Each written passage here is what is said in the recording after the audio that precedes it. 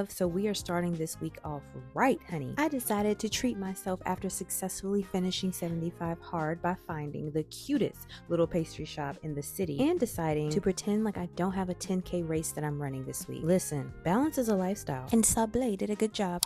Hey girl, hey, happy new week. We are starting our marathon training.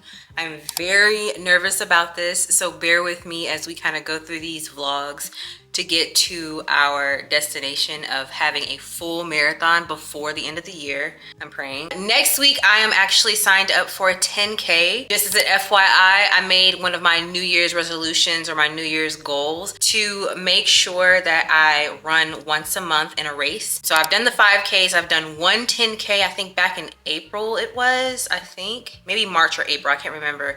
But I said I wasn't gonna do another 10K because that was hard. But I'm gonna go ahead and do this 10K for June for breast cancer. So, oh, it's so not clean right there. But I'm super excited to go ahead and prove to myself that I can actually do a 10K in like less than an hour 30. That is my goal. So I'm going to show you all the things that I'm doing to train for this freaking marathon, and maybe it'll inspire you to train for a marathon this year or next year. I went to Sablé this morning, and it is a new pastry shop here in Arizona. The chef is originally from Arizona, but he studied abroad in Paris, and he got all the things that he needed from Paris and came back over here and opened his own business. So kudos to him.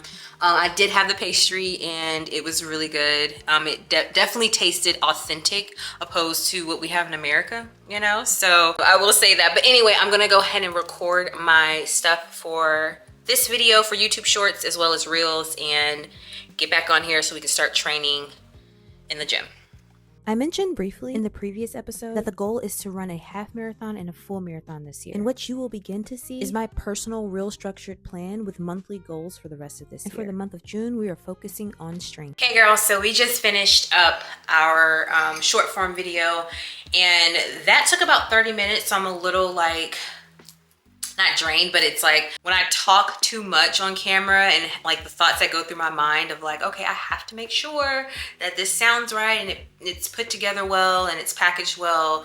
It takes a lot of like mental energy out of me. And so I say all that to say, I do plan on going to the gym. The babies are at the pool right now. So this is like the perfect opportunity for me to go ahead and slide on by so I can go to the gym. Before I do that, I want to also interject and say it is important for beginner runners to make sure that they do a lot of strength training. I've done like all the research and every person has said that endurance obviously is the name of the game, but you're not going to be able to breathe correctly and finish long runs and all of that if you don't incorporate something that has weights. You don't have something that makes you stronger and sustain you on a race. And so I have been doing a pretty decent job, obviously with the help of 75 hard. I've done a pretty decent job of making sure that I'm lifting weights, making sure that every time I do a walking or running exercise one day that I either follow it up with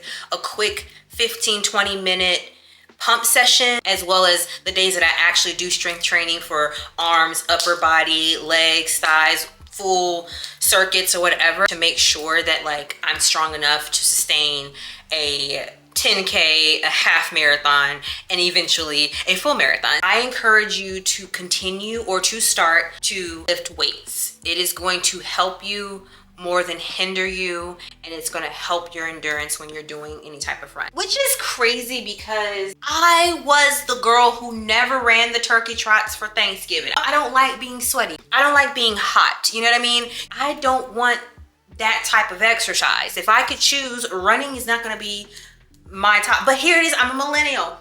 Either the millennials are either running marathons or getting divorced, and I'm not getting divorced, so here I am running marathons. I say all that to say, girl, pick your poison. It's kind of like in your 30s, it's the small things that make us really happy, like truly happy. It doesn't have to be complicated.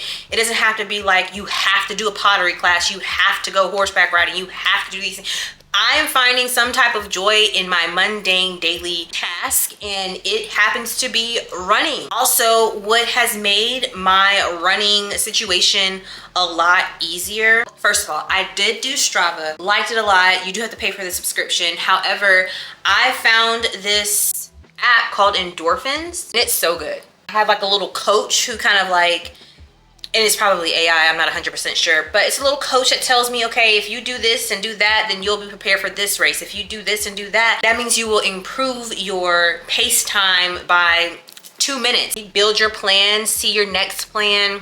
Highly recommend. I will leave the link to where you can download and try it out for like 7 days. And if you want the coach and all of that, I think it's a few bucks a month. So anyway, let's get ready. I'm talking a lot.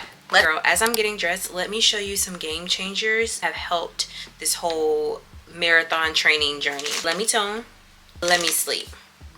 I don't know what is in here, but it works. L-theanine, some magnesium, melatonin, chamomile. I've had sleeping magnesium mocktails, pills before, and they never put me to sleep like this. I don't know what the heck is in here, but she works, because you need this for recovery. You need this for recovery. As hard as you are pushing your body in the gym, as well as running outside and training for that, you need that. I am not a health physician.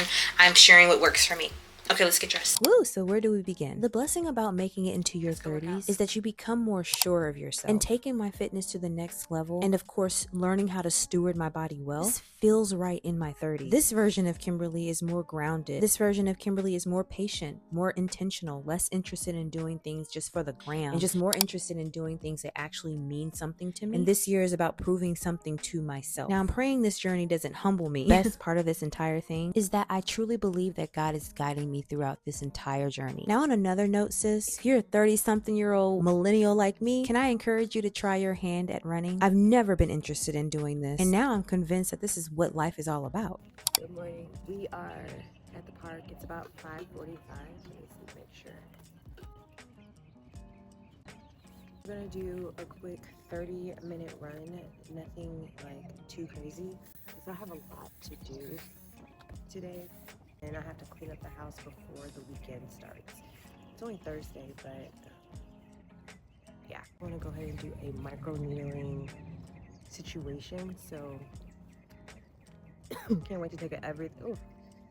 I can't wait to take an everything shower so that I can do that. Hydration sticks. These are basically electrolytes. So no vest today. We're on raw dogging so we can get it out the way so we can get the day started. And now let's get into these 30-minute runs, because they're more effective than you think. Before your day is completely taken over, you're halfway through the 10K steps that the doctors tell us to go ahead and take every day. But that's how training works. You find pockets throughout your day and you protect them at all costs. Done with our run for about 32 minutes. And now it's time to go home and get our lives together. Eat something. All right, let's get real. There is a version of you that wants to sleep in, that wants to skip the run, scroll instead of study, stay comfortable instead of grow. And I want you to know, I do know her. I have been her. But there is something that happens when you make a daily decision to die to what your flesh wants and choose what your spirit needs instead. Something shifts. So we have this place in Arizona called Playa Bowls. I got a mermaid bowl. I go here at least like twice a week, which is so bad, because why can't I just make this at home? Acai bowls that I have at home do not taste like this. So I am a happy girl. This is dinner for tonight. Daddy's home, so I get a little second to myself before I have to go back to a screaming house. I will say I did go to Five and Below when I went to go get the kids pizza for the night. Got all my stuff for my Pilates with Izzy challenge. Super excited about this because I am trying to build muscle. Obviously, like I said before, the endurance is a part of, you know, running longer, faster, better, and all the things. So I'm excited to get the strength training portion of this thing like under wraps. I am going to go for a hike tomorrow. You know, at some point, you have to show up imperfect, sometimes tired, sometimes uncertain, and just say, God, I trust you more than I trust my feelings today. And that is actually what dying to your flesh looks like. It's not going to feel holy all the time. Sometimes it's you laying out your gym clothes when your mind and body is saying no. And transparently, I'm in a season right now where God is stretching me in ways I didn't ask for and I couldn't have planned. And I have actually had to learn and pivot over and over again that the discipline he's building in me is not about what I can achieve. achieve. So whatever your flesh is telling you, whether it's to quit, to avoid, or to numb out something, hear me when I say this. You are not built for comfort. You are built for a calling. And every single day that you choose to show up anyway is a declaration that your spirit is stronger than your circumstances. Child, it is well with my soul. This is hard. I don't think I've been to a hike where it's been this hard. First time for everything, but my God. I think I'm done. It's been about 45 minutes. It's giving burning bush. I've got to pee really bad. Hey girl, we finished our hike. It was such a great hike. I feel so good and fulfilled. Lots of time of prayer up there in that mountain. I wouldn't have it any other way, honestly. Like, today has started out really good. I am just ready to take on the day. I typically take my Saturdays to like do fun stuff, activities that are outside and like gets your body moving. Focus on just being like with myself and just listening to my thoughts and just doing something for me. That's what life is about. Like, the balance of it all and just being able to center yourself and come back to yourself when you've poured into everyone else and not feeling guilty about that time that you have to pour back into yourself. I pray that this vlog blessed you some type of way and you have the ability to start your journey June 1st, because this will be out by Monday. Start off your new month, a new week. It is the end of quarter 2, so finish strong. I will see you next week.